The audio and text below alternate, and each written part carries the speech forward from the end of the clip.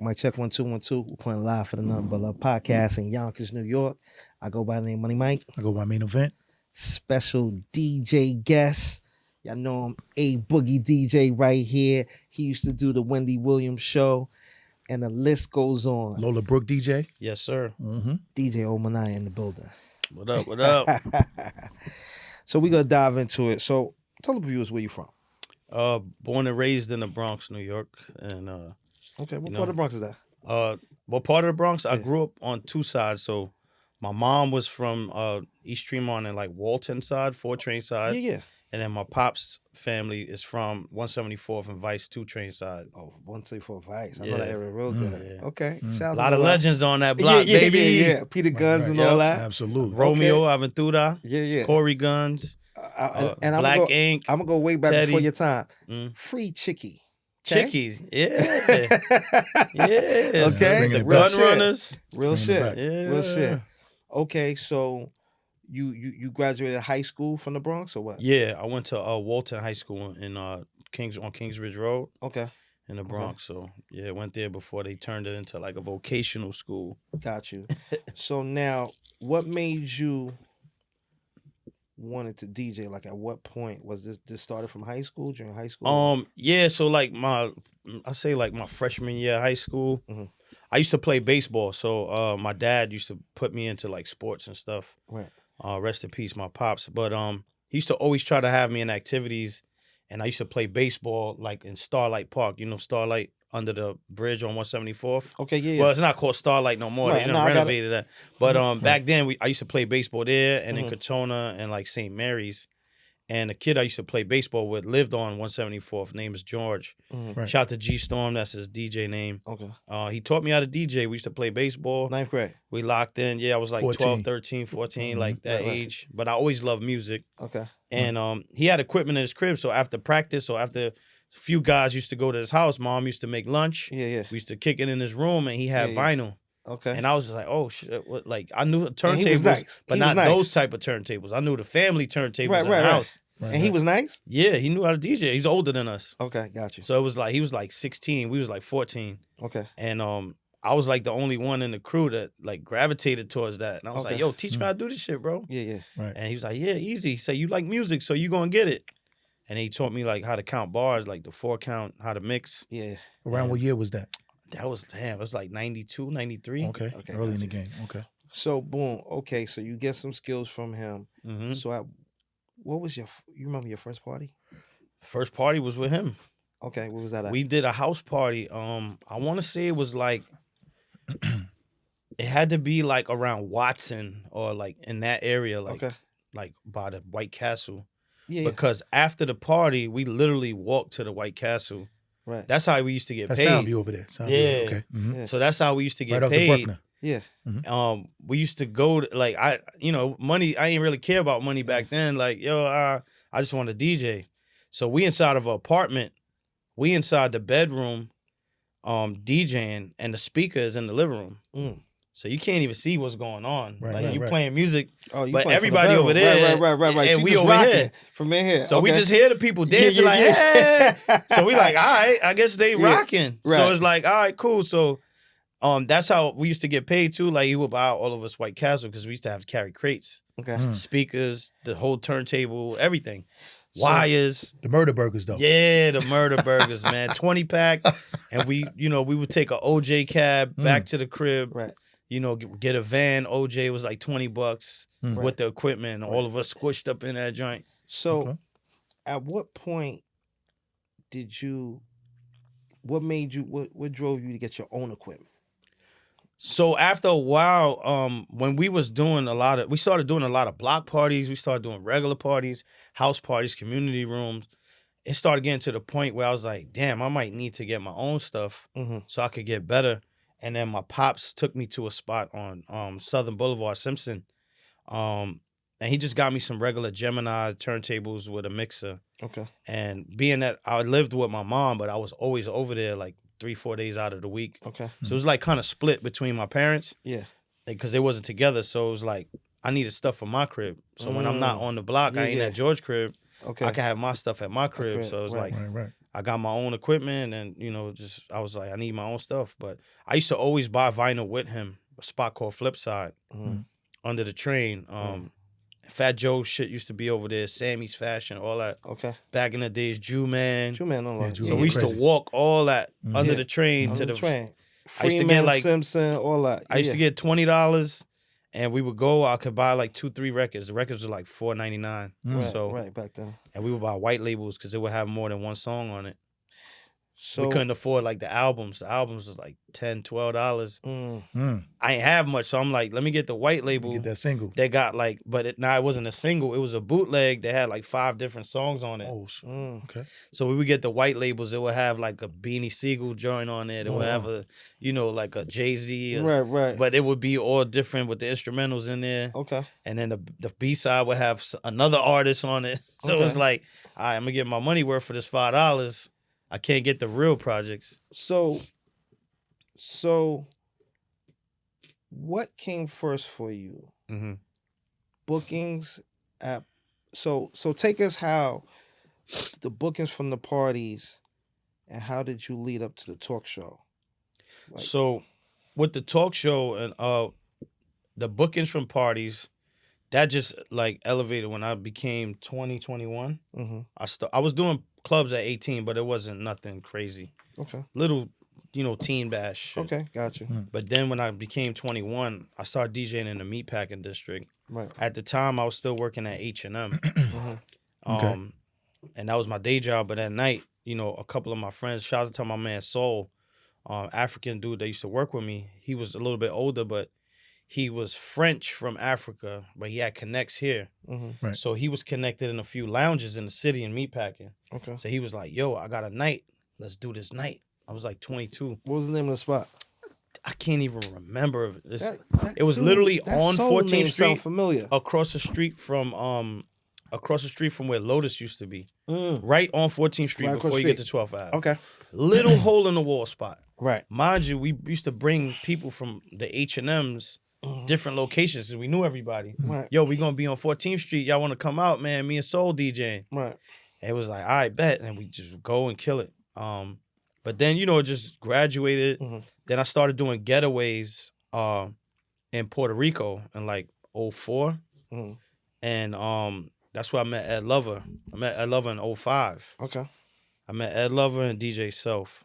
And when we came back to New York, I was DJing for Ed. And at the time, Booth was DJing for Wendy. He had just got the Wendy show. And we were on the same, we had the same manager at the time. So And Wendy being Wendy Williams. Yeah, Right. Wendy Williams. Okay. So then Booth had the full-time slot there, but then he was working with Fab and Nicki. So he DJs for Fabulous and Nicki Minaj. Shout out to DJ Booth, man. That's my brother. Yes, Good dude. yes. Good dude. Yep. So now it makes sense. So Booth was I like, yo, don't I'm going to mean be to cut away. you off. Yeah, go ahead. But Booth is cool with the dude that do the coat, the heart coat. Yeah, that's his manager. That's his. Oh, that's his Fresh. manager. Yeah, Fresh is his man. Really? So he used to manage both of us. Shout out to Fresh. Wow. So Fresh used to manage both of us. So let me tell you what's so crazy. So boom, COVID comes. No, matter of fact, COVID didn't even come yet. It was right before COVID. So I'm surfing through Instagram. I see the coat when he first did the coat. Yeah. He put it up and look at the sports. Like, yo, this shit is dope. So at the time, I was going to do a Super Bowl party. I did a Super Bowl party in January. I hit him up. Yo, I need a coat for me and my son. I'm going to get the red one for him, the blue for me. We did some like street shit. Like, Yeah, met up. Met at the gas station, hit him off with the bread. Boom, rest was history. Yep. Yeah. But again, So he used to manage both of us. Okay. And we were doing like clubs like in the city years ago. We was doing stuff down on Houston Street. We was doing shit in the meatpacking. We was doing stuff on 31st Street. Right. We was doing stuff all over the city. And Booth got the TV job. And then, when he was away, he was like, yo, I need you to cover. All right, cool. That's when I got in that space. I was already working with Ed Lover. Right. And then, I already had notoriety with celebrities working. Right. So it just worked out. So what came first, the Sherry show or the Wendy Williams show? Nah, Wendy. Wendy, okay. I was on Wendy with Booth for like 11 years. And what exactly is the Sherry? Who is, I don't know. Sherry Shepherd, she's an actress, comedian. Okay. She's in a lot of Tyler Perry movies. Right. Okay. She's been on The View. She got a lot of A lot of movies out. And how long did you work with her? I've been with her for her 4th season now. Okay. So it's Sus One is the main DJ, and then same thing with Booth. I cover Sus when he's out of town. Got you. The problem is I can't do it full time because I'm dedicated to 2 artists. Right. And they tour a lot. So for me to be on the TV show is live Monday through Friday. And they record 3 to 4 days out of the week. And your artist is that would be A Boogie. A Boogie and Lola Brooke. Okay. Right. Let's talk about that. So then how did you hook up with A Boogie? So A Boogie, we met at SiriusXM with Gray Rizzy and Superstar J on their show. And then what year was that? Like when was that? Almost 10 years ago. Okay. Like 2017, 2018. Okay. Mm-hmm. Actually it was like 16, the end of 16. You've been rocking with them for a while. Yeah, the end of 16. 17 That's comes like around. His whole career, right? Because he came out in like 2016, 17. Yeah, so 17 came around. He dropped his EP, and his manager at the time used to manage Fab. Okay. So Webb, shout out to Webb.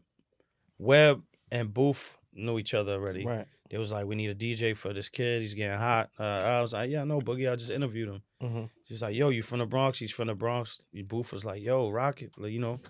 So then me and Booth was doing it in the beginning, but then, you know, Booth was super busy with Nicki and Fab. Right. They like, we need somebody dedicated just to him to develop his show. Mm. So I was like, all right, cool. So his management and the CEOs was like, yo, we want you to rock out. Right. And then just became full-time. We did one show in Amadeus together. Mm-hmm. After that, 2 days later, Webb called me like, yo, we got another show. Meet up. Then like a couple weeks later, they're like, yo, rock out with us. We going on tour. I was like, oh shit, all right, we out. All over, like to different countries, everything. Quick, everywhere. Right. I'm on my 3rd passport, bro. Mm-hmm. Okay. Well, what are some of the arenas that you rock, like across the world? Like you name it, everything. O2 Arena? We did. We sold that out. Wow. 11 minutes. He headlined that? His own show. Wow. He was in sold out. Japan. Madison Square Garden sold out. You was in Japan a month ago. Yeah. Wow, that's 3 weeks ago. 3 weeks ago. Yeah, Japan. I seen that shit. Wow. Japan. Yeah. A Boogie's big. He's definitely big. We did every we bro. That's why I just had a conversation. That's what I was gonna tell you before we start recording. Mm-hmm. I said I stay out the way. I'm busy, but I'm out the way. You don't see me. Mm-hmm. I'm not in no bullshit. I don't get involved in nothing. But right. To a hater, it's like you're still not doing enough. And I'm said to myself, like, I was talking to a younger DJ. He's like, yo, I got these guys hating on me. This and that. I said, don't worry about it, bro, because niggas saying that ain't doing nothing. I said, that's a fact. I performed. I'm from the Bronx. I performed in Yankee Stadium, sold out. Hip hop 50th anniversary. Madison Square Garden. Mm-hmm. Madison Square Garden sold out. Mm-hmm. The Barclays sold out. Apollo sold out. 5 minutes.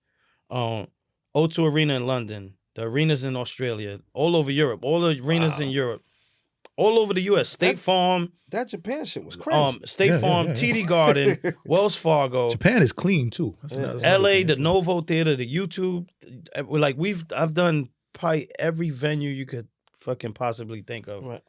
In Canada, we did the Coca-Cola Arena. Sold that out. Hold on. You went to Australia. Did you go to the beaches? Yes, bro. It's beautiful out there, man. Beautiful. Oh, you married? I'm married. I don't look at that. I don't look at the ring. I'm like, okay, you married. Right. All right. Okay. Yeah, but Australia's crazy. We've done all that stuff, man. It's like, to a hater, it's like, you ain't doing nothing. But that's always like that to the haters. But I never worried about that. I never kid. You know, I always in my own world, bro. I'm on my business. Take care of my family. What's the best stadium you rocked that you like the most?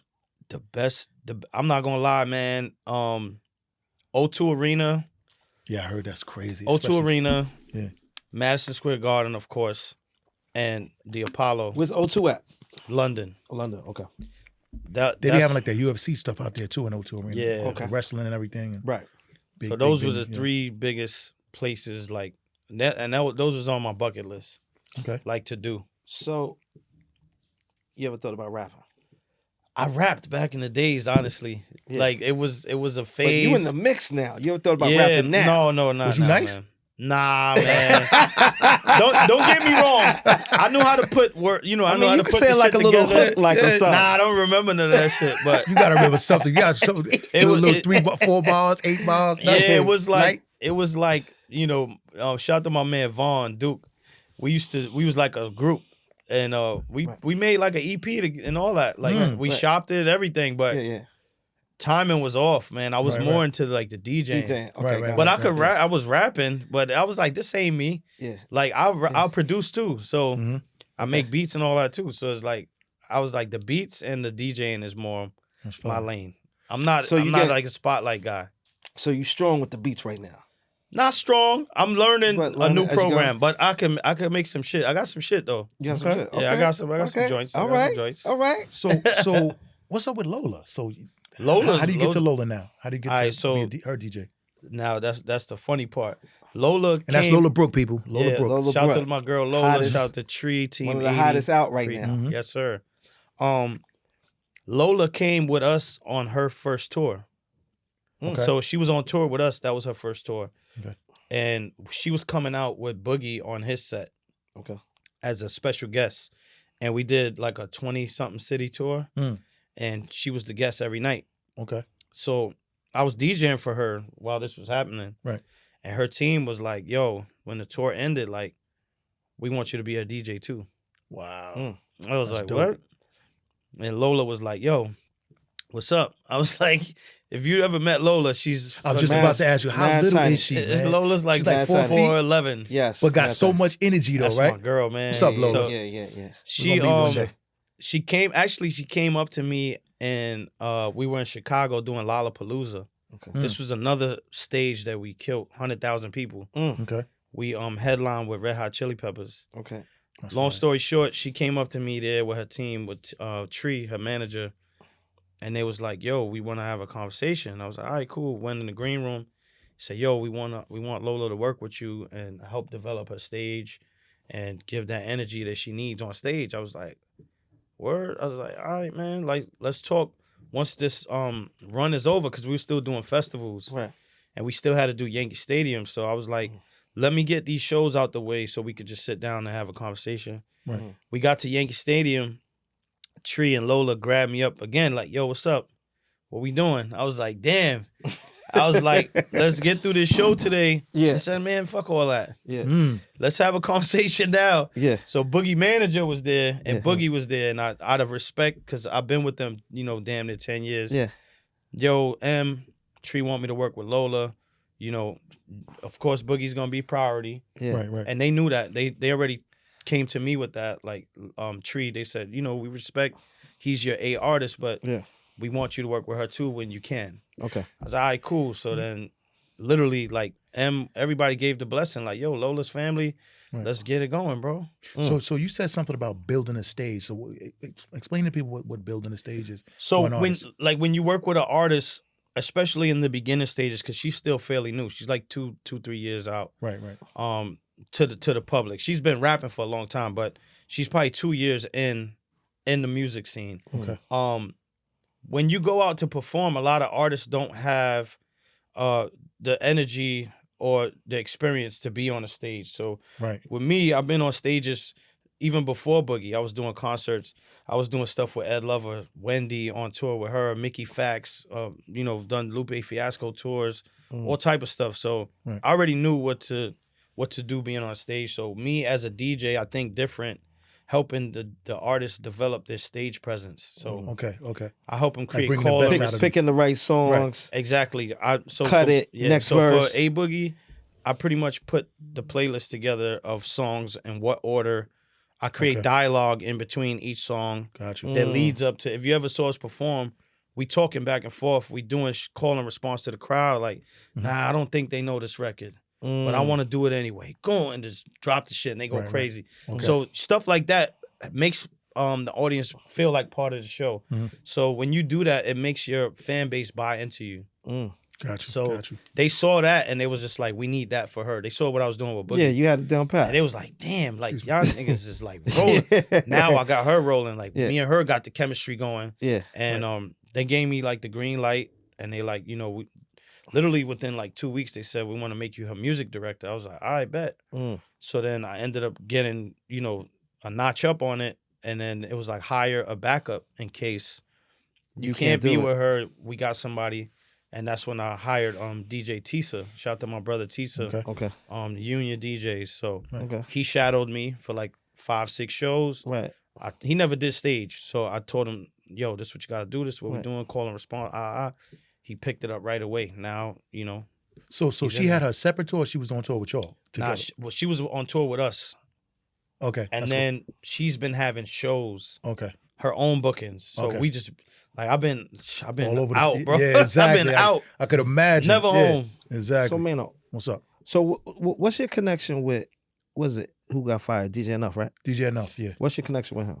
Y'all worked at the same just station, cool. or just cool? Nah, I'm just cool. Did he help you out in your early years, like, you know, to get started? So with Enough, shout out to my man DJ Stacks as well. Mhm.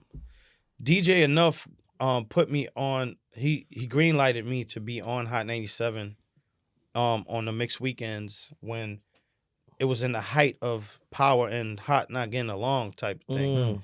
And I was a union DJ. The union DJs is a different crew, like heavy hitters, but the union DJs is affiliated with Power 105 according to the streets. Okay. Even though I'm not on Power 105, Right. they affiliate that DJ team with that station, same way they do with heavy hitters and Hot 97. Gotcha.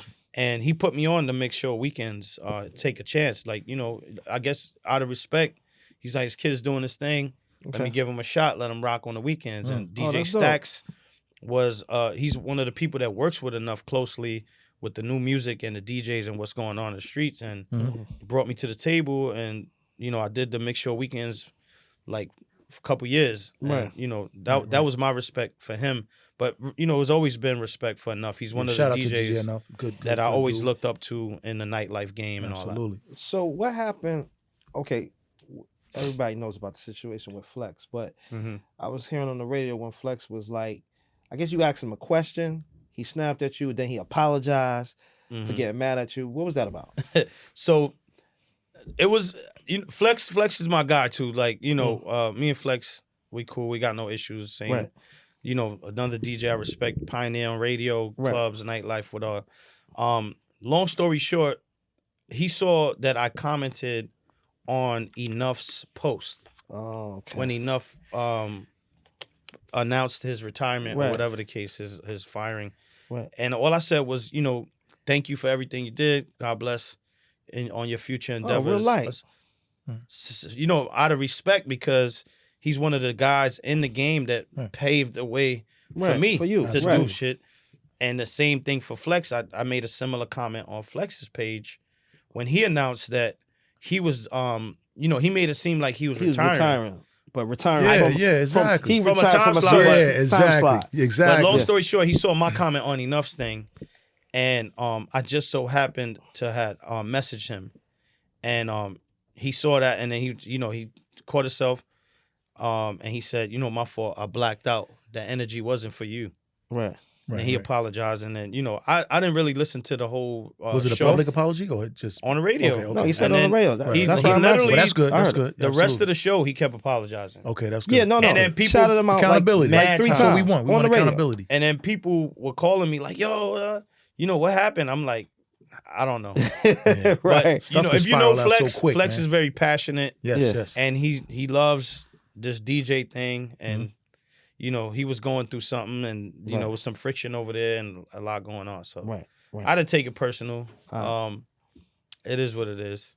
But we don't have no issues. Flex shouted me out on radio all week this week. That's what's up. Showing love. Like, I got no issues. I help Flex out. You know, we got a relationship like that. Nah, that's what's up. So, tell us about the tour in Japan, because you was there 3 weeks ago. Yeah, tell us about that. This is the first ever hip hop festival in Japan. Shout out to my man Amir, Live Bass, and shout out to Yezer. He's an artist from Japan.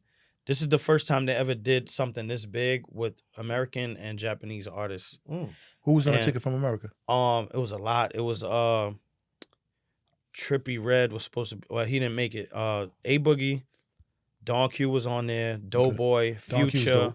Don Q still around? Yeah, Future, Esco. Yeah, Don just Don dropped Q's some lit. heat. Yeah, he's lit. Tap in, my boy. Tap in. Yeah. Okay. Shout out to Don Q. Yep. Q. We got to Shout get out you my next, brother. bro. You got to come up here, man. Right.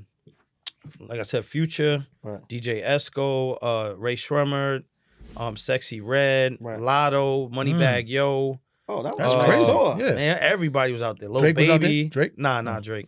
Okay. It was a lot of artists. It was a big ticket, bro. Right. Big ticket. That's what's up. How long you was out there for? We was out there for like 3 days. 3 days. Yeah. How was the food?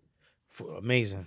Yeah. You gotta go to Japan. Everything's clean in Japan, right? The Everything subway, clean, everything. bro. There's no They garbage don't litter, cans in the nothing. streets really No like crime. that. Nothing. What's No, the nothing. best thing you ate? This might sound corny, but it was them fresh noodles, man. The fresh Fresh noodles? noodles? You gotta hit a spot. Yeah, like There's a ramen noodles. Yeah, bro. But Japan noodles, like basically. Yeah. Bro, fresh. they It's make pure. everything is fresh. Bro. Wow. Everything is fresh, bro. No chicken to it, just noodles. No, you can add whatever. Oh, Like okay. they have different meals. They Mm. got one with seafood, steak, chicken, whatever. Right. But the fresh noodles. Comes with Shit. a boiled egg in it, all that, like fresh. Shit was cracked. So And there's different flavors. It's not just ramen. It's like Right. not ramen. Excuse me. what you found different out there? The water, certain vegetables from the U.S. What you found different? From the spots that I went to, Yeah. I ate in a bunch of different places. Mhm. Everything was fresh, bro. Everything. Just Mm. taste. There was no different taste. food The sitting produce, around. everything. Yeah. Different taste. Every place that I went, there was no food sitting around. Yo, it's super clean. You out gotta there, man. order your Like, food. Super clean. So the food, you gotta order it. Mm. Like it's not like it's sitting in a buffet and Right, you just right. let me get the nah. Right. What you want? You get so the food you order it in a vending machine in the ramen shop I went to. Mm-hmm. You put the money in the machine. They got all different. It's a big ass menu. Mm-hmm. You punch what you want, Mm-hmm. and then you bring the chef the tickets, Mm. and then you go sit down and they make your food right there on the spot. Do you feel technology is advanced over there? They in the have a US? lot of different stuff we don't have here for sure. Like what? Name one. Cell phones, cameras, all type of everything, bro. Mm. There's That's gadgets, more advanced. bro. I don't know if it's more advanced. It's just we don't have it here. They have so many gadgets, bro. Yeah. And that's Japan. That's not even China. China got even more. Right. They just got a bunch of gadgets that we like. Damn, we could use this over there. Right. It's crazy. Right. Yeah, that's crazy. So how do you prepare for like a concert? Like, let's just say O2 Arena. How did you prepare like an hour or two before you was about to go on stage? Like, do you do a mantra? Do you Nah, pray? Do what? Yeah. So, pretty much, God first all the time. Right. I pray. Every city we go to, every flight I take, everything I do, I pray. Right. But when I'm in certain cities, I always do my homework to see what is popping out there. Yeah. Like, what can I do from that culture to not be the culture, but just to show them respect? Like, Or yo, offended by, yeah, exactly. what can I do to show this country love? But we go to London so much, it's like my second home. So Right. it's like, London's hood too. yeah, like They there's got some parts crazy, of London that's They get be crazy. wilding in London. Shout out to the east Yeah, and west and yeah, all yeah. that, Right. But I do my homework, you know what I mean, and thankful I'm blessed to be able to entertain them. Right. And How the clubs in London?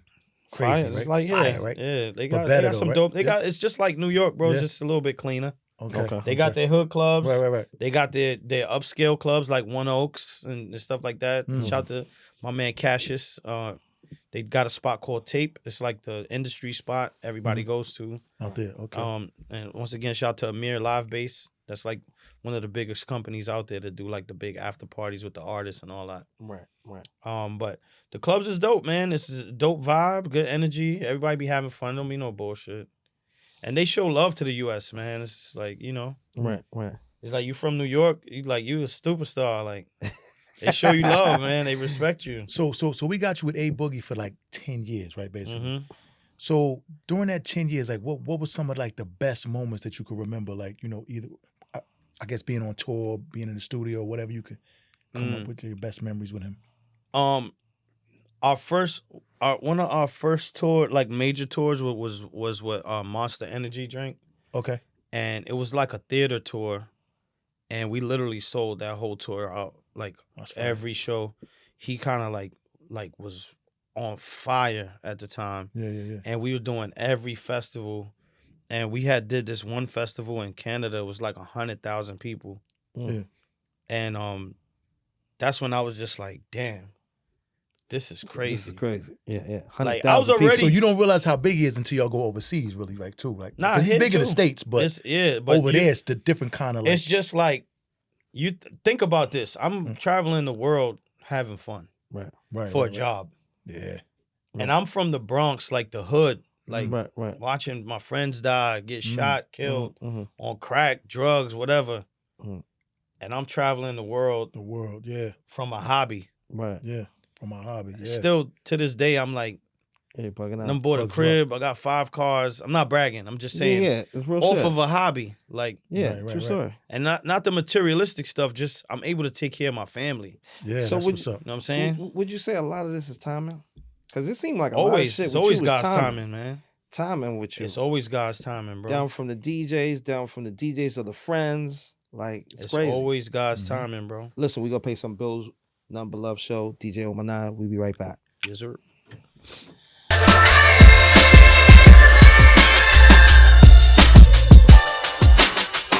Hey, what's up, man? It's your boy DJ Ominaya. Don't forget, catch me each and every Saturday, 10 p.m. to midnight on Shade 45 Eastern Standard Time on the weekend work with my brother Coach PR, world famous DJ Stunner. We talk sports. We have every artist in the world stopping through for interviews. Shout out to Mobb Deep, just stopped by, Havoc and all that. But yeah, check us out each and every Saturday. Also, check me out every morning, 8 to 10 a.m. Eastern Time on Twitch and TikTok for the Morning Breakfast Show.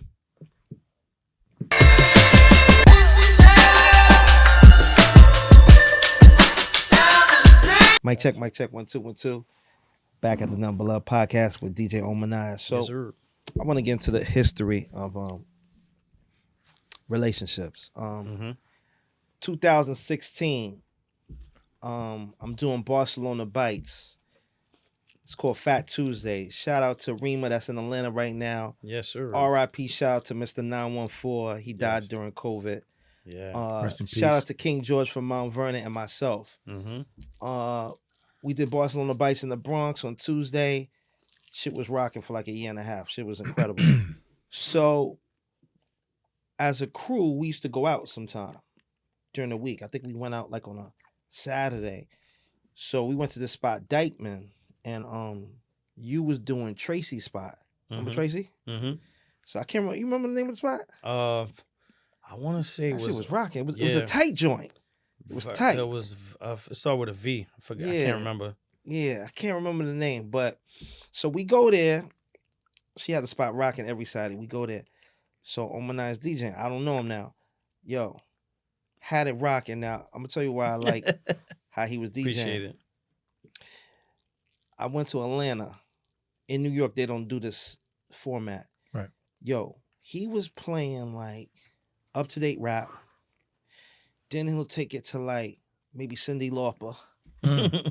Then he'll take it to something else. Prince. And blend it all. Michael Jackson. Not blend. Just playing it straight? Just take it, play the song. Okay. You know what I'm saying? So he was jumping around. Then come back to rap.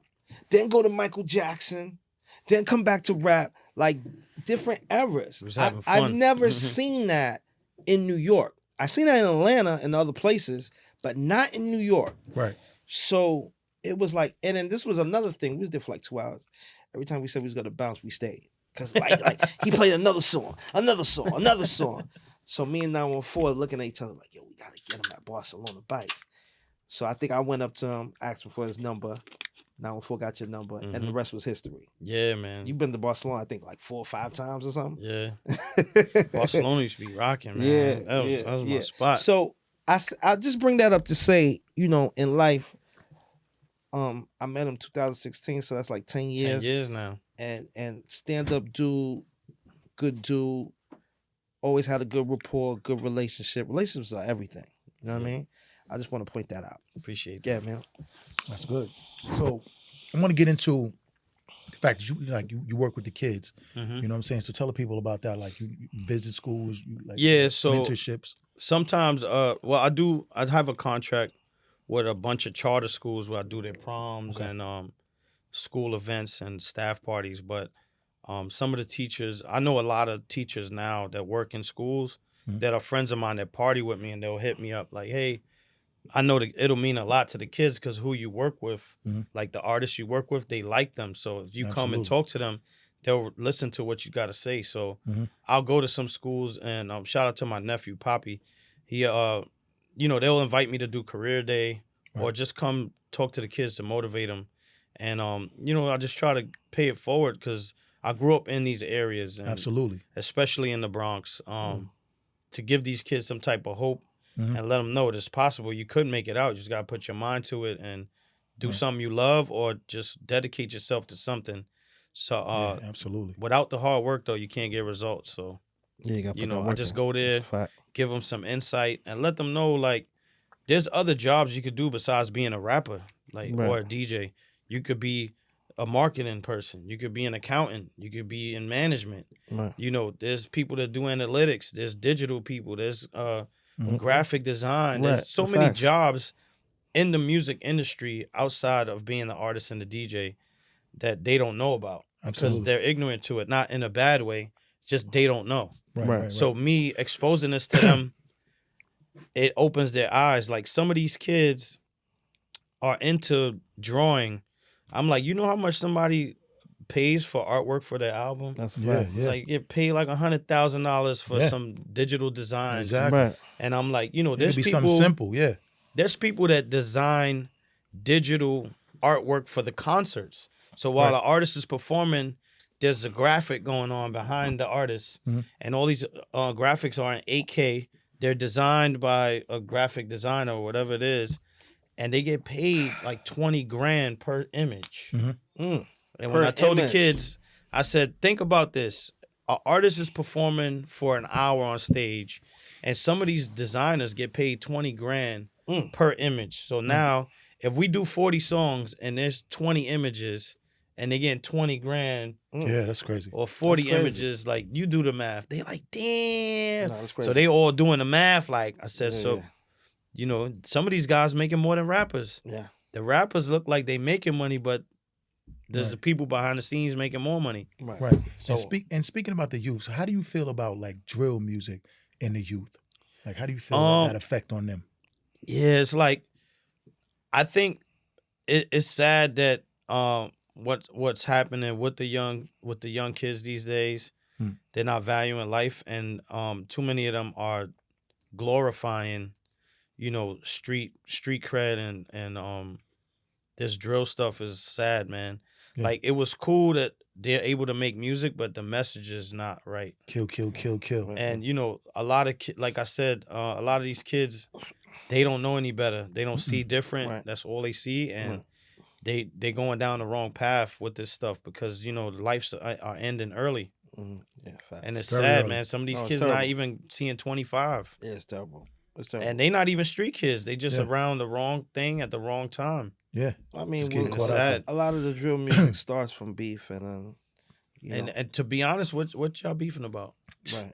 No, What it's is the facts. real beef like? Because Well, he's facts. smoking on a pack or he smoked on his man or yeah. just talking about But some, they like, they simple killing stuff. each other for stuff that's not even theirs. Yeah, Right, exactly. facts. Like you Facts. fighting for a block or respect or this and that. And Yeah, and it's not even. it's not even worth it, bro.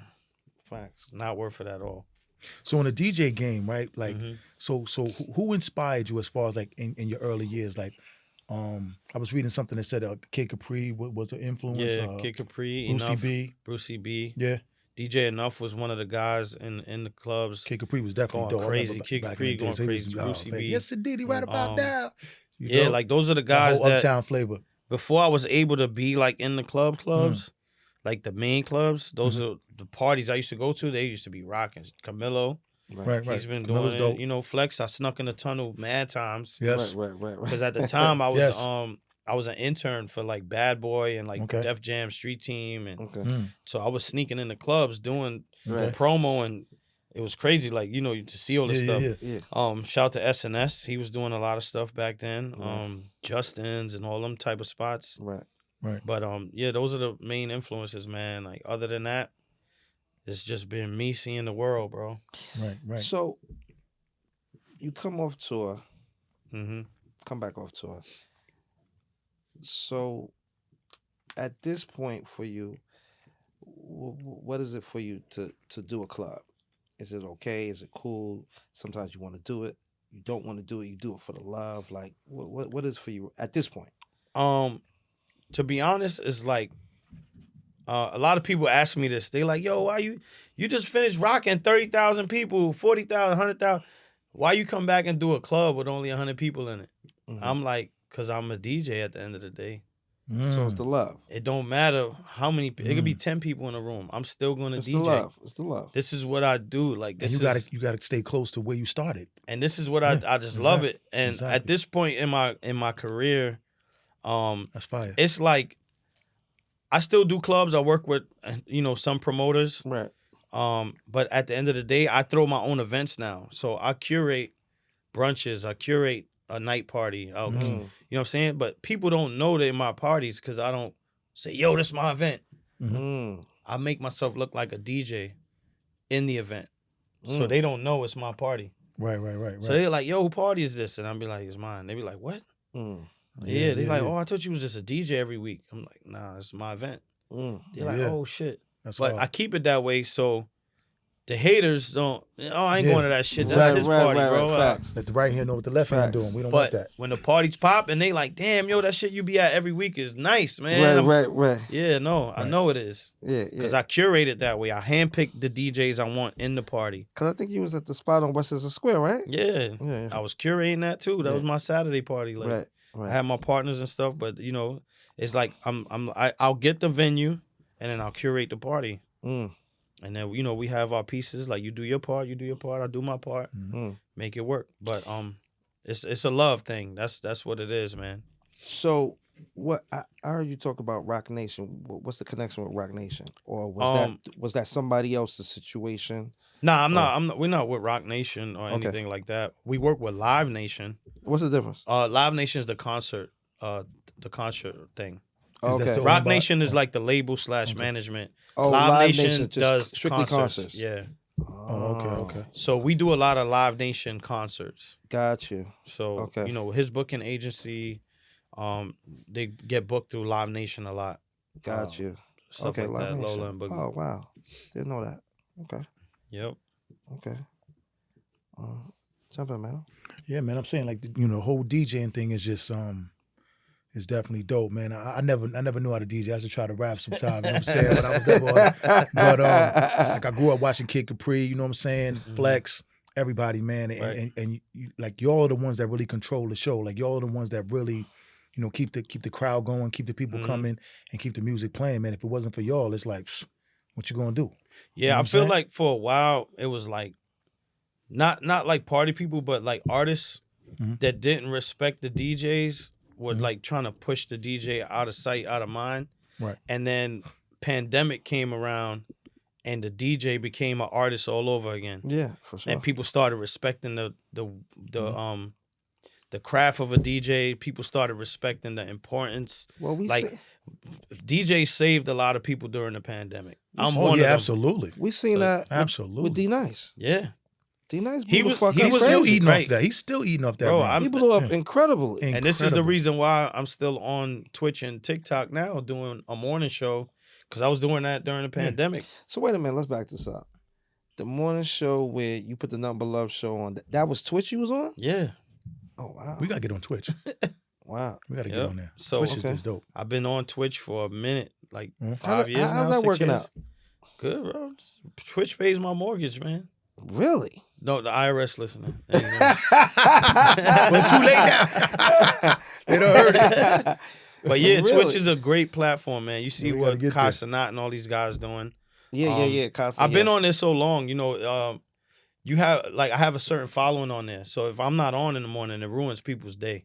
So they listen every day. Like they wake up every day of the week is a different theme. Right. Okay. It's Money Mondays, Thankful Tuesdays, Waistline Wednesday, Toxic Thursday. So what do you do, like an hour? TGIF Friday, 2 hours every day. Sometimes I'll do overtime, depending, but I do it until you get ready for work and then you get to work.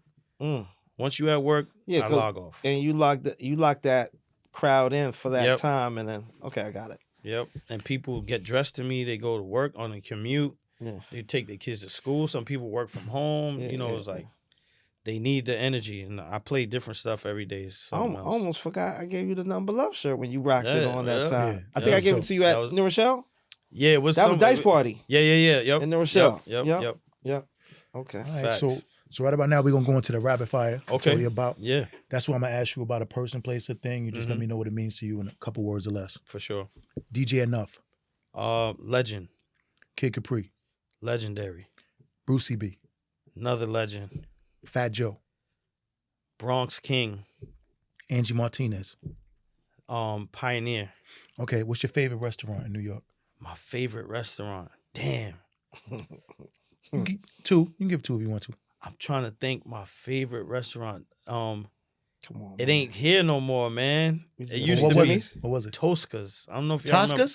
Tosca's? On East Tosca's Tremont. Isn't that like all the way in Throgsneck? Used to be. That's like a pizzeria, isn't it? It was like an Italian restaurant. Yeah, I know what you mean. man. Tosca was fire. That was fire. That was my favorite spot. That but was right fire. now, my favorite restaurant.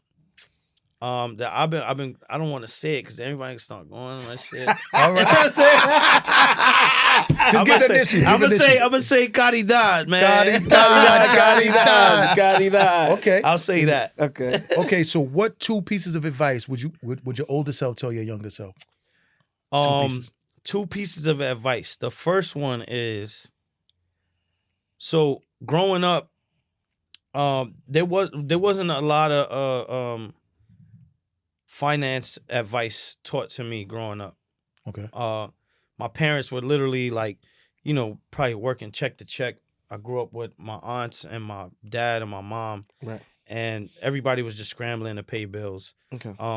Growing up, I didn't have that advice of, only like one or two people would say, save your money, which is my grandmother and my Aunt Maria, really. Mm-hmm. But I would say, learn finances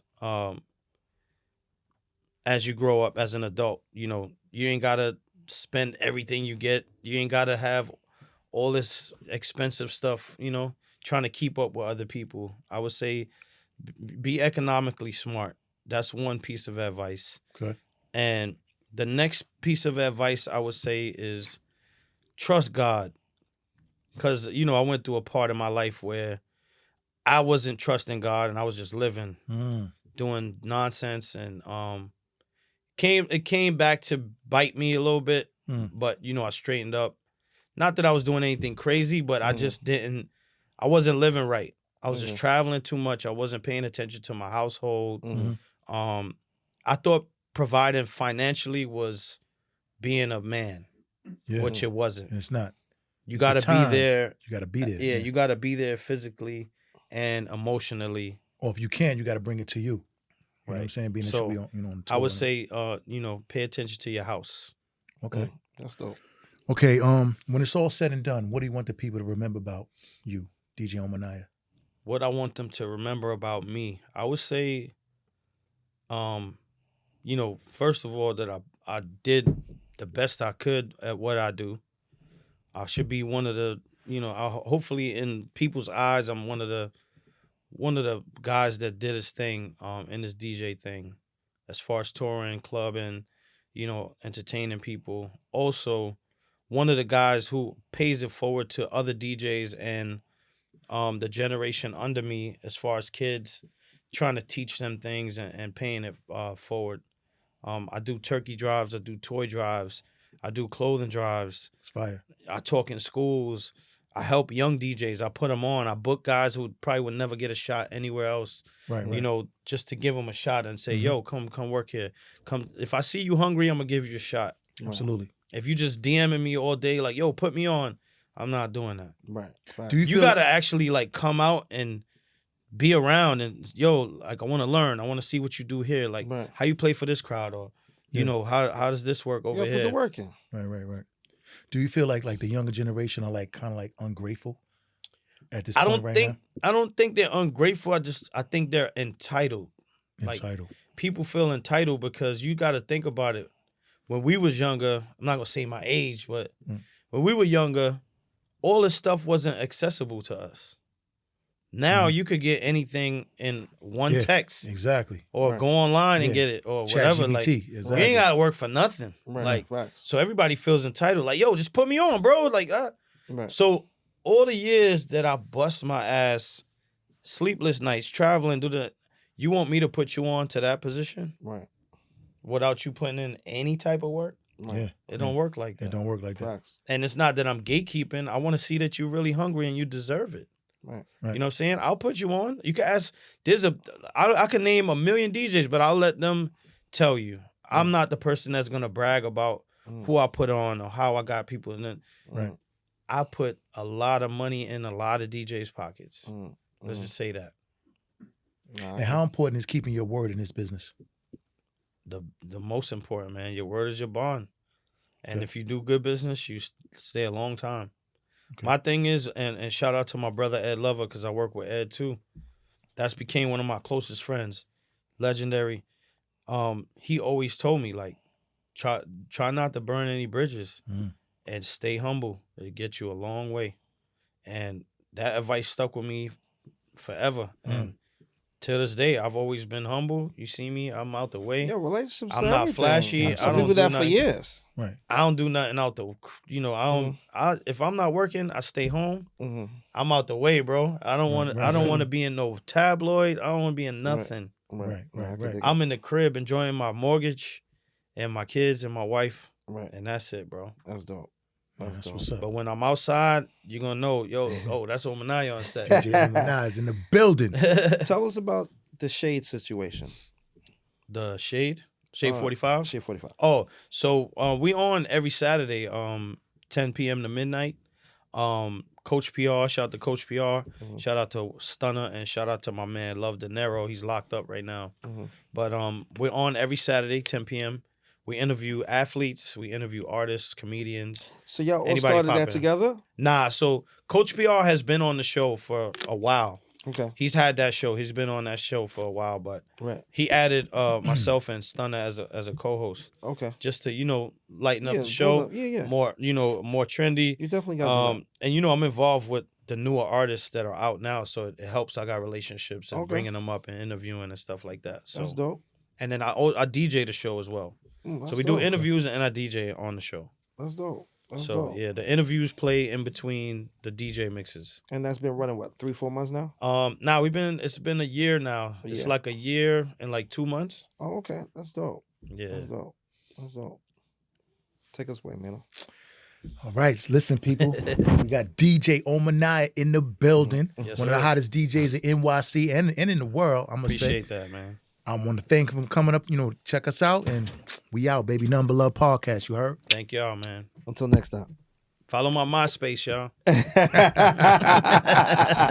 Hey, listen, man. It's your boy DJ Ominaya. I done took over the Nothing But Love podcast. Make sure y'all tune in. I drop a freestyle. They asked me if I rap. I gave them a 16. Make sure y'all tune in, baby. Yes, sir. I don't only DJ, you know what I'm saying? Yeah, DJ Ominaya in the building. It's Nothing But Love. Nothing But Love, baby.